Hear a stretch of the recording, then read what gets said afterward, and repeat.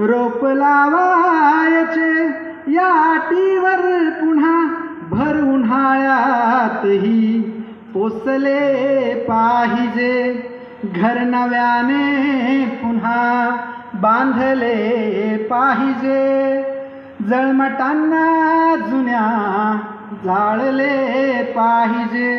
रोप फक्त लावायचंच नाहीये, ते उन्हाळ्यात सुद्धा जपायचंय आणि ते जपण्यासाठी निश्चितपणे आपल्याला अनवाणी जावं लागेल, खूप लांबून पाणी घेऊन जावं लागेल, काय काय करावं लागेल. जिथं जिथं अशा वाईट गोष्टी घडतात ना तिथं आपल्याला चांगुलपणाची बीजं रोवावी लागतील. त्यामुळं असं म्हणतात, पुढचं शेर असं आहे, त्या चुका टाळता यावयाला हव्या, त्या चुका टाळता यावयाला हव्या, मलमधागे पुन्हा सांधले पाहिजे, घर नव्याने पुन्हा बांधले पाहिजे, जळमटांना जुन्या जाळले पाहिजे. त्या कुठल्याही चुका असू द्या, कुणाकडनंही असू द्या, आपल्या असू द्या, समोरच्याच्या असू द्या, त्या टाळता यायला पाहिजेत आपल्याला आणि पुढं जाता यायला हवं. म्हणून पुढचा शेर असा आहे, तू पुढाकार घे मीच का नेहमी. आपल्याला वाटतं ना कुणीतरी पुढाकार घ्यायला पाहिजे, आपण घेतच नाही, नेहमी मागच्या हातीच राहतो.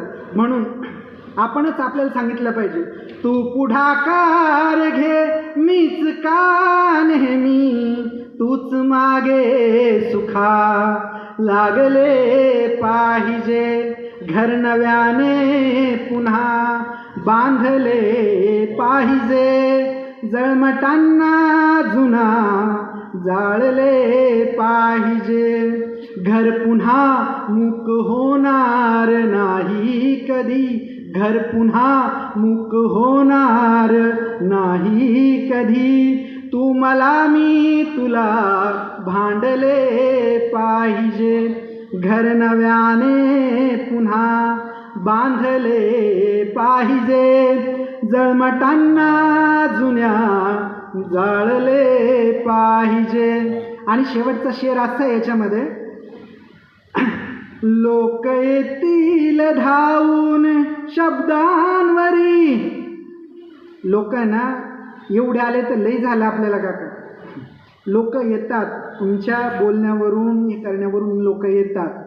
लोक धावून येतील शब्दांवरी, वागणे आपुले चांगले पाहिजे, घर नव्याने पुन्हा बांधले पाहिजे, जळमटांना जुन्या जाळले पाहिजे, जळमटांना जुन्या जाळले पाहिजे, जळमटांना जुन्या जाळले पाहिजे. ही सगळी जुनी जळमटं टाळण्यासाठी